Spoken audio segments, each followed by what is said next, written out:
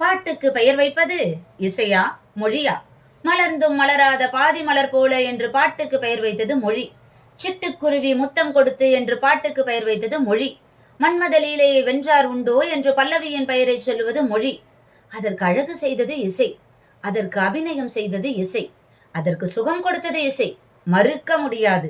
ஆனால் அந்த பாட்டுக்கு பெயர் சூட்டியது மொழி, அந்த பாட்டை அழைக்க வைத்தது மொழி என்று மறைமுகமாக இளையராஜாவை சாடி பேசிய வைரமுத்துவிற்கு தம்பி உடையான் படைக்கஞ்சான் என்ற வரிகளை மெய்ப்பிக்கும் வகையில் பதிலடி கொடுத்திருக்கின்றார் கங்கை அமரன்.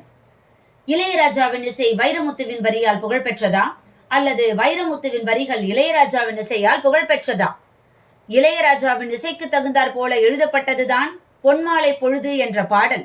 அந்த பொன்மாலை பொழுது என்ற பாடலால் புகழ்பெற்றவர்தான் இந்த வைரமுத்து. இதை வைரமுத்து தன்னுடைய வாழ்நாள் முழுவதும் மறந்துவிடக் கூடாது என்று பேசியிருக்கின்றார் கங்கை அமரன். சிம்பிளா சொல்லணும்னா, லேண்ட் இருந்தால் தான் பில்டிங் கட்ட முடியும். லேண்டே இல்லைன்னா பில்டிங்கை எப்படி கட்டுறது?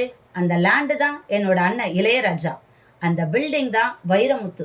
இதை வைரமுத்து எப்பையும் மறந்துவிடக் கூடாதுன்னு கடுமையாக விமர்சித்து பேசியிருக்கின்றார் கங்கை அமரன். இதுக்கு வைரமுத்துவோட பதிலடி என்ன இருக்கும் அப்படின்றத பொறுத்திருந்து பார்க்கலாம். இந்த சர்ச்சையிலிருந்து எனக்கு ஒரு சந்தேகம் வருதுங்க.